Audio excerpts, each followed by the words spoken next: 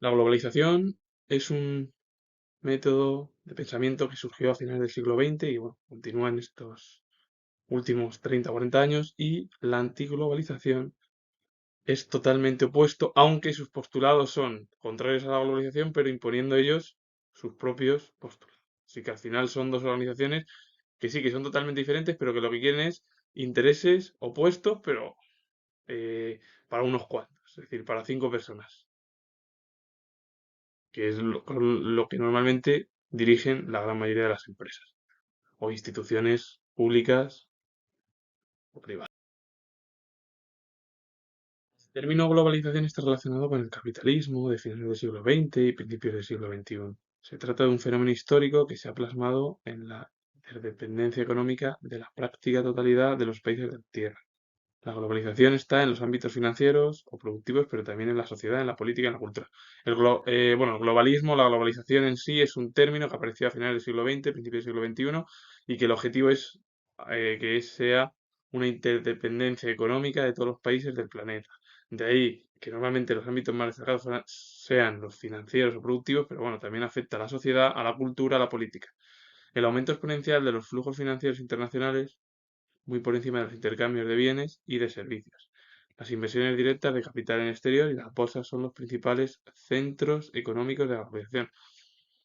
Si es verdad que los flujos financieros han aumentado exponencialmente de forma internacional y que están por encima de esos bienes y servicios y que al final el capital exterior y las bolsas son los principales centros económicos de este nuevo término, es decir, el término global, globalismo o globalización, y claro, la fuerte expansión del comercio internacional, pues da lugar a que está controlada siempre por las grandes potencias como son Estados Unidos, Japón, la Unión Europea, también los dragones asiáticos, China, India y Rusia, que son todas estas potencias y sobre todo Estados Unidos, China, India, Rusia, Japón y la Unión Europea dominan el mercado económico internacional. Los dragones asiáticos se han unido, entre ellos Singapur, Hong Kong también, que es una plaza importantísima económica, que por cierto la hay que recuperar China, como igual quieren hacer con Taiwán. Y claro, son empresas mineras muy importantes. Y luego la concentración empresarial, la fusión de numerosas empresas en los últimos años, han unido un montón, fusionado, ya empezó eso sobre todo en torno a finales, en el último tercio del siglo XIX, cuando empezaron la fusión de varias empresas, pero ya 150 años más o menos se hizo pues bueno, aún más y de forma global. La aparición de las multinacionales como actores principales de la globalización, su dimensión internacional y sus enormes recursos de ellas poseen más capacidad que muchos estados. Tienen gran influencia sobre los gobiernos como de las instituciones económicas internacionales y el objetivo al final es un mercado libre con regulaciones. El capitalismo actual está bajo control siempre de gente muy poderosa que son muy pequeños, es decir, gente, bueno, pues muy poquitos en donde está el poder en las manos económicas. Al final es como todo. Las empresas de hoy en día tienen mucho más control que cualquier estado y son cuatro o cinco personas las que tienen el control y las que tienen los puestos del dinero en el ámbito económico para llevar a cabo si interesa ponerla en un país o no. Y la producción es integrada a nivel internacional. La empresa busca cada fase de la producción y la zona del mundo que es más adecuada pues, para ella. Y claro, poner empresas en los países donde se encuentran pocos desarrollados, con mano de obra que es barata, y mejor cualificados en los países desarrollados. Es decir, ellos lo que buscan es algo, obra sencilla, no una obra cualificada como hay en los países europeos, americanos, o por ejemplo en China, en Rusia, en India o en los dragones asiáticos, en general en Asia y en parte de Europa, unido también a América, y sin olvidarnos de Oceanía. Entonces, lo que se está produciendo es una deslocalización empresarial, se cierran empresas en países desarrollados que se llevan a esos países subdesarrollados, que hay salarios bajos, la legislación social y medioambiental es mucho más suave que la que existe en Europa o incluso en estos países subdesarrollados es inexistente. Y luego, finalmente, la globalización ha supuesto el fin de la reducción de la intervención del Estado en los aspectos sociales y económicos. Es verdad que ya el Estado ya no se mete, en ciertas estructuras económicas como antiguamente. Y claro, para saber todo ello es que aparece el término globalización a finales del siglo XX y siglo XXI que afecta a los ámbitos financieros productivos y en realidad a la política, a la sociedad y a la cultura, que hay mucho dinero del exterior que se maneja en torno al final a los centros económicos de la propia globalización, que las principales potencias son las que tienen el dinero más fuerte, que se han fusionado muchas más empresas, y eso que empezó ya en el último tercio, pues en unos 150, 130 años, cuando empezaron las fusiones de empresas, que al final las multinacionales son las que poseen la mayor capacidad para distribuir y tener el control sobre los estados, que donde les interesa a las multinacionales poner, pues en los países donde haya menos regulaciones correctas y haya, pues eso, en torno a lo medioambiental, a lo social, que haya salarios mucho más bajos, que la hora de mano de obra sea menos cualificada, porque los países desarrollados no. Y luego al final es que el objetivo es que el Estado no intervenga en lo social y en lo económico. Para entender el término globalización hay que irse a después de la Segunda Guerra Mundial, que las relaciones comerciales internacionales tuvieron gran tendencia y el peso de las multinacionales en la economía. Y a partir de ahí todo cambió. Hubo gran peso de las multinacionales, ya había economía internacional entre los diferentes países del mundo y sobre todo vino también precedido por la crisis de los años 30. Los estados y las empresas intentaron ampliar los mercados, se produjo la caída de las barreras que ponían los países a la entrada de los productos extranjeros y las empresas flexibilizaron e internacionalizaron sus estructuras. Claro, en los años 30 lo que hace es que se produce una crisis. Los países, ¿qué hacen? Van eliminando poco a poco las barreras. Ya no se ponen trabas a los productos extranjeros que vengan de otros países. Y las empresas flexibilizaron, es decir, bueno, ahí son flexibles y bueno, internacionalizan sus propias estructuras. El bloque soviético, como se derrumbó y muchos de los países se abrieron al capitalismo, en torno a muchos más mercados y provocó pues eso, nuevas posibilidades de expansión por parte de las empresas. Con la crisis del petróleo en la década de los 70 apareció un nuevo sistema económico, el neoliberalismo. Es una versión radical del liberalismo económico. Su principal objetivo es la no intervención del Estado en los aspectos económicos. Su interés es privatizar sin regulación estatal. El principal valor de la denominada libertad económica. ¿Quién tuvo gran repercusión en torno al nuevo concepto económico del neoliberalismo? Bueno, los principales países que fueron Gran Bretaña con Margaret Thatcher y también Ronald Reagan en Estados Unidos. Pero es que al final es así. Ya, el neoliberalismo lo que hace es ese puro estilo radical, que es más radical todavía que el liberalismo, de privatizar todo, que el Estado no se encargue de intervenir en los asuntos económicos, que el objetivo de los Estados es privatizar. Esa libertad económica, para resumirlo. La globalización trajo consigo la sociedad de la información, las nuevas tecnologías de la información y de la comunicación. Hay mayor información, hay internet, hay telecomunicaciones, han hecho al final que estos tres mundos, bueno, estos tres apartados del mundo tecnológico, o en general el mundo tecnológico, ya mueva capitales en todo el planeta en un segundo.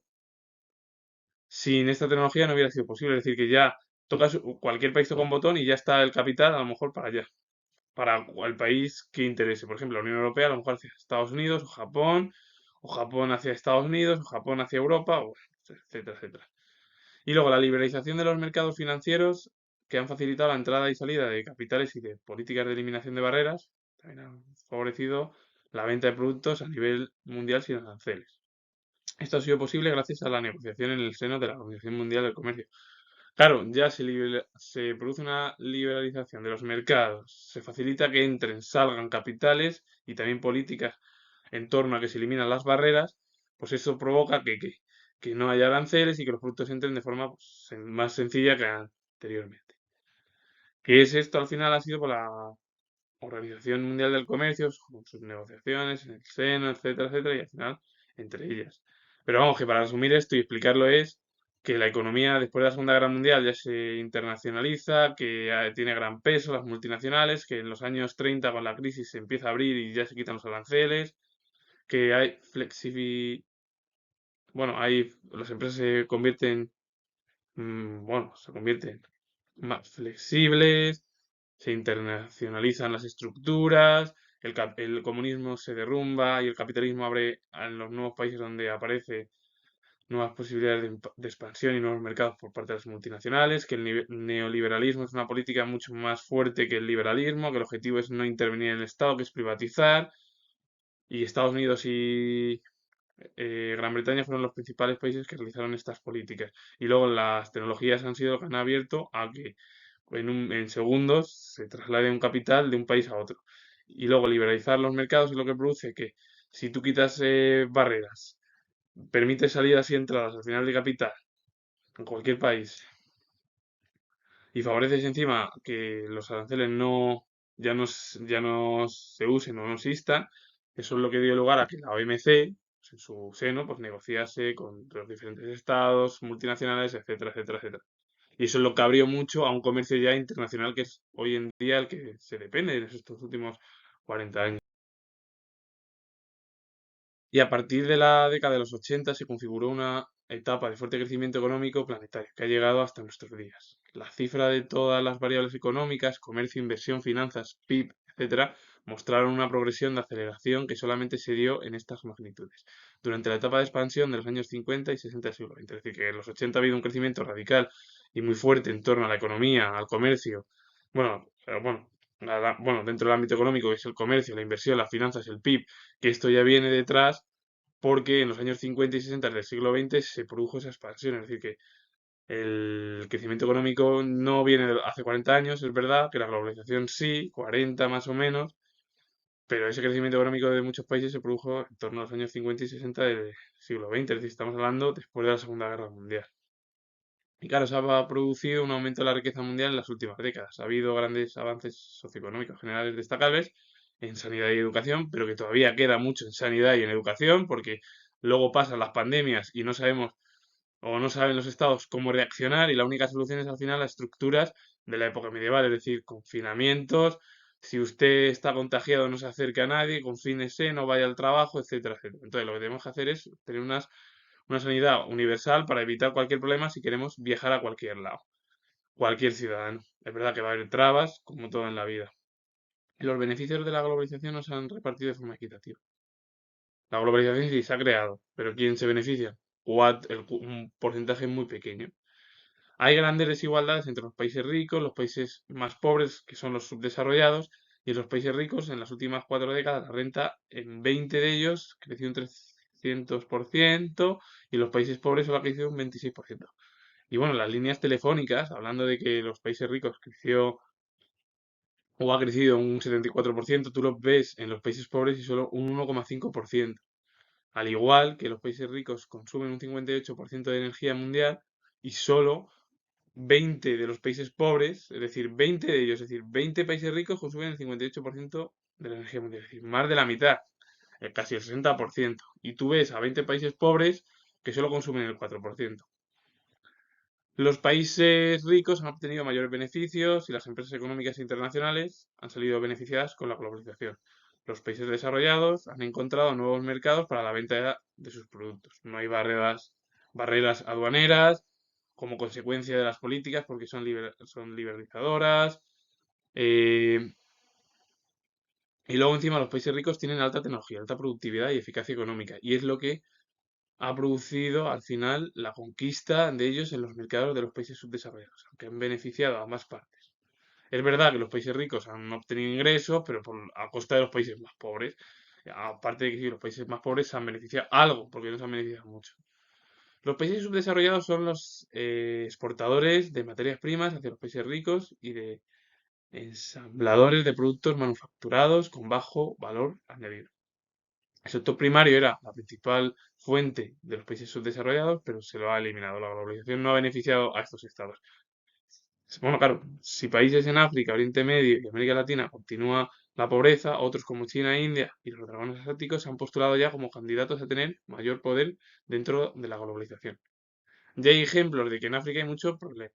En Oriente Medio y en América Latina hay pobreza. Y ves a otros países de la zona de Asia, como China e India y los dragones asiáticos, que ya están dentro del mundo globalizado, porque son potencias emergentes y ya no son potencias emergentes, es que ya son potencias de tú a tú con Estados Unidos y Rusia. Con Japón bueno, y Europa. Estamos hablando. Y bueno, otros lugares también como, que lo voy a decir yo, Canadá, Australia y Nueva Zelanda, que son grandes potencias occidentales. Y claro, La pobreza ni ha desaparecido ni ha disminuido en muchas zonas del planeta. En 2001 se encuentran más de 1.100 millones de personas en la pobreza. Y bueno, en muchos lugares del mundo. En África subsahariana, en el Asia meridional y central y en Europa con los regímenes comunistas o socialistas. Pero como eso ya cayó, pues ya es diferente, pero sí que ha habido problemas. Pero vamos, que esto es para resumir, los beneficiados son los países ricos que eliminan ciertos sectores y al final los sectores, los países más pobres, como de la zona, bueno, de América Latina, de África o de incluso de Oriente Medio, están en pobreza, incluso en África subsahariana, zonas de Asia y Europa también. Parecía que las desigualdades dentro de los países se ralentizaron en los años 50 y 60 del siglo XX. En los países desarrollados se desmanteló el estado de bienestar en algunos de ellos. La Europa del Este, con la caída del bloque soviético, ya que los regímenes socialistas daban protección social, eso es lo que provocó, porque aunque se diga que el régimen comunista está, lo que sea, se pueda criticar, sí que daba estabilidad a estos gobiernos. Al caer ya no da estabilidad. Pero es que América Latina, África, hay grandes desigualdades y su ampliación se produjo en los años 80 y 90. Y claro, luego hay una división entre el medio rural y el medio urbano que es brutal, porque hay que decirlo, porque es que África, Asia y América Latina, eh, algunos países o parte de las zonas urbanas, por ejemplo China o India, están muy urbanizadas y otras son muy pobres. El sector primario en estas zonas quedó degradado. Y el Estado y la globalización, pues los estados tienen menor poder que las empresas multinacionales. Al tener tanto poder, tienen influencia en la toma de decisiones en los países, débiles o pequeños. La preponderante ideología neoliberal tiende a prevalecer las consideraciones económicas por encima de cualquier otra. La política queda subordinada al ámbito económico y no a otros problemas más importantes como son los sociales o medioambientales, que encima los, los- los dejan en un segundo plano y luego pasa lo que pasa. Es decir, si hay un cambio climático como ahora, que están las temperaturas subiendo cada vez más, ¿por qué hace tanto calor en verano? ¿Por qué hace menos frío en invierno? Bueno, pues en vez de centrarse en eso, las multinacionales lo que les interesa es si hay beneficios en torno a un capital y a la multinacional le interesa, quitamos eso del medioambiental no vale, o si hay algún problema social, la gente vive peor, tampoco, ¿no? Es decir, nos acercamos a figuras o a entes que tienen mucho poder. Entonces así es lo que pasa. Y estas organizaciones entran en política en muchos estados, condicionando la vida de los ciudadanos, que claro, el Estado-nación pierde soberanía frente a los poderes económicos supranacionales. Que es verdad que luego escuchamos otros partidos que es que España ha perdido su soberanía. No, España no ha perdido su soberanía, está en Europa, pero es que los que están en contra de esa globalización lo que quieren es poner otros postulados diferentes a estos, pero los suyos. Así que tanto el movimiento globalización como la antiglobalización es intereses particulares, nada más. No es para beneficiar al ciudadano de a pie, eso está claro. Que a ver si los políticos se dan cuenta de eso. Estos organismos no se eligen de forma democrática, son los países más poderosos y los que tienen mayor poder económico, que son los que al final tienen las directrices de cómo dirigir estas instituciones. Estas nuevas empresas son los que van a dirigir a cualquier ciudadano. Pero vamos, que es que esto es para entenderlo. Fácilmente crece mucho en los últimos 40 años la globalización. Vemos que sí, que hay avances en medicina, en sanidad y en educación. Vale, avances, yo no sé, porque luego pasan pandemias y estamos encerrados. Porque no hacemos una vacuna universal. Porque al final luego no invertimos dinero en sanidad o en educación, pues porque interesa más si hay una guerra, invertir ahí porque eso interesa más. O si hay un conflicto, más es más importante eso. Metemos armas. Pero luego para la sanidad y para la educación, oye, si damos menos historia o menos filosofía, que aprobamos en cualquiera y ala, para adelante. Por eso yo lo que intento en estos vídeos es hablar de temas que no hablamos o que no se habla en general de la vida cotidiana. Entonces, claro, si ves a los países ricos más beneficiados en todo ello, si se benefician y su crecimiento ya empezó en los años 50 y 60 del siglo XX y ves a otras zonas como América Latina, o zonas de Asia o África que siguen muchos países en la pobreza porque otros, las élites, son los que tienen el mayor poder económico y al final una multinacional es la que tiene el control sobre el Estado. Figuras dentro de muchas instituciones deportivas, multinacionales, tienen más poder que cualquier político que sale elegido en las urnas de manera municipal, autonómica o estatal. Así que de verdad sí que vamos bien. de verdad. Luego decimos de ciertas cosas, no, si se va muy bien, claro. Ahí estamos. Algunas figuras, pues ya sabemos el control que tiene. El movimiento antiglobalización es un conjunto heterogéneo de fuerzas sociales y políticas que tienen en común su crítica a postulados neoliberales. Que estos además están detrás porque están en contra de la propia globalización, porque ven que quien se benefician son cuatro, pero es que estos mismos movimientos al final son cuatro los que si suben al poder van a ingresarse ellos mucho dinero y el ciudadano a pie va a seguir pagando lo mismo. Así que son grupos que sí, que hay en muchos países, que tienen ideologías diferentes, que son movimientos no gubernamentales. Pues, por ejemplo, está Intermon Oxfam, el movimiento por la lucha, bueno, por la lucha no, el movimiento por la justicia global, el Foro Social Mundial, la organización ATA, bueno, la organización ATAC, que es la organización para la tasa Tobin y la acción ciudadana, que la tasa Tobin luego es al final, es un impuesto que se lleva a cabo el gobierno o cualquier gobierno contra las multinacionales tecnológicas como Google, que luego es normal que se piren de Europa, que yo entiendo de verdad que sí, que lo que hay que hacer es un uso responsable de las redes sociales. Y siempre es verdad, quien tiene más que pague, pero el problema es que si tú impones al final a alguien que tiene mucho dinero, va a decir, pues voy a Estados Unidos, que allí se paga menos. No, no lo digo porque Europa es así de ir en contra a veces de ciertas cosas, pero bueno. Luego la Marcha Mundial de Mujeres, algo importante, el Movimiento de Resistencia Global, el MRG y muchas personalidades individuales. Que hay que decir que no es un grupo organizado, ni hay líderes reconocidos mundialmente. Se le denominó movimiento de movimientos ¿por qué? Porque era un movimiento unido a varias organizaciones, así, que ellos llevan trabajando con las premisas de ir en contra de la globalización actual. La protesta se realizó en Seattle, en Estados Unidos, en 1999, contra la reunión de la Organización Mundial del Comercio, la OMC. Que luego además incluso ha habido protestas en varias ciudades, pues por ejemplo en la Asamblea de la OMC, el FMI, el Foro Económico Mundial o el G8, porque ha habido en lugares en las cuales, pues en Praga, en Washington, en Londres, en Quebec, en Génova, en Barcelona, en Rostock, etcétera. Pues vamos, son movimientos que van en contra del movimiento global o globalizado, pero que esta gente lo único que sí es verdad, están en contra de las políticas neoliberales, en contra de todo ello, pero el problema es que lo que quieren imponer son estructuras y organizaciones propias. La ideología de estos grupos está dentro del socialismo y el marxismo, porque su ideario es anticapitalista, antimilitarismo, ecologismo, el anarquismo, movimiento antisistema más radicalizado, violentos y de ideología además más difusa, porque no saben ni qué ideología tienen. Hay que decirlo, pues, es verdad que están en contra de todo lo que es las guerras, de la cosa ecológica, oye, que eso está bien, el capitalismo también. El anarquismo son de ellos muchos, grupos de ellos, son violentos también, y además de ahí que se radicalice. El problema es que la ideología es difusa, porque hay gente a lo mejor que viene que el capitalismo es bueno y está dentro de esta organización, y a lo mejor hay otro que no, entonces ya no se sabe ni qué es lo que tiene estructura para contentar a la población. Su base social es muy extensa, muchos grupos están incorporados en este movimiento antiglobal.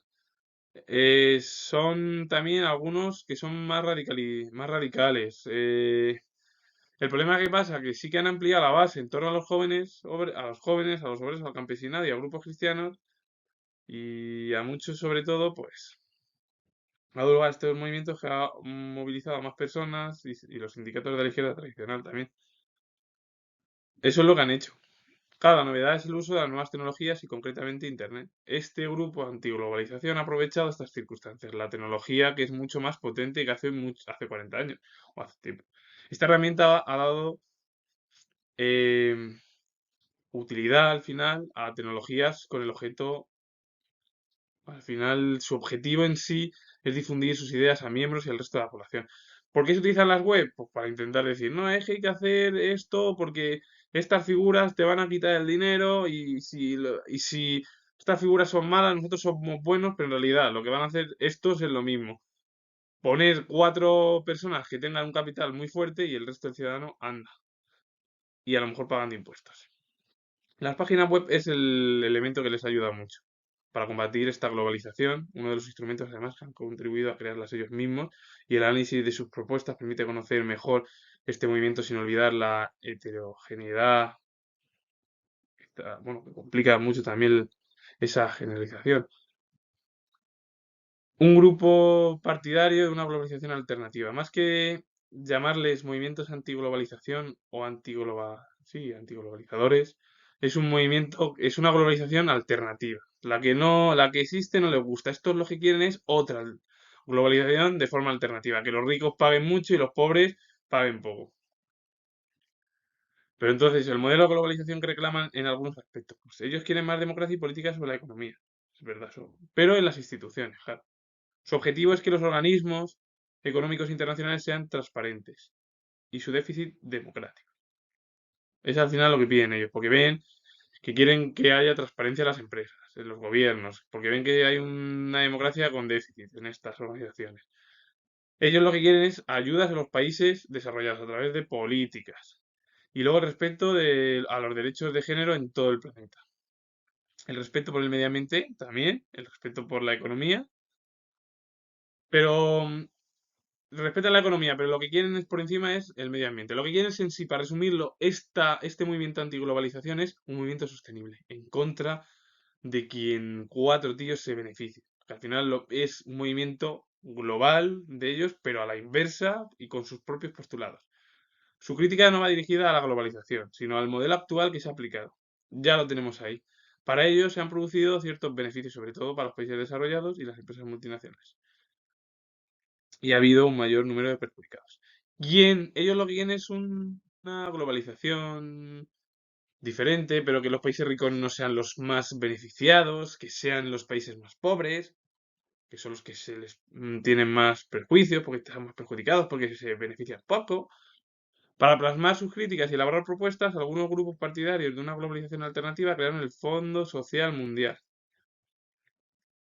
Pues al final, que en ella se celebran por reuniones anuales de los diversos grupos que componen el movimiento, en los cuales se coordinan y proponen estrategias alternativas. Donde se celebró el Foro Mundial, ese primer foro fue en la ciudad brasileña de Porto Alegre, que fue en 2001. Las mayores críticas que se han hecho a este movimiento se han basado en la heterogeneidad de sus miembros y en la consecuente debilidad de sus propuestas alternativas. Hay mucha gente que tiene diferentes o diversas ideas. Y luego encima son muy débiles estos grupos o movimientos. Porque al final se les ha acusado igualmente de dispersión y de falta de coherencia. Por otro lado, los comportamientos violentos de algunos grupos que están dentro de este movimiento de antiglobalización se ha dado lugar a que den una imagen de que son violentos, de que son radicales, porque al final muchos de los grupos más radicales, de pensamiento más radical, se incorporan a estos grupos porque ven que la globalización es mala y que siempre son los cuatro estados y las cuatro personas las que se benefician. Pero claro, la globalización es algo positivo, es verdad, porque ya no hay aranceles, pero el problema es que ¿quién se beneficia? Cuatro personas. ¿Qué hacen los movimientos antiglobalización? Llevar a cabo unas estructuras en su pensamiento, propuestas, pero que el objetivo al final es, pues muy sencillo. Unas propuestas que son globales, pero a su semejanza. Ya está. Y con ello finalizo. Esto es las diferencias entre los dos pensamientos. Tengo el grado de historia y si os ha gustado este vídeo, darle a like, suscribiros, poner comentarios y, bueno, pues cualquier opinión. Os mando saludos. Adiós.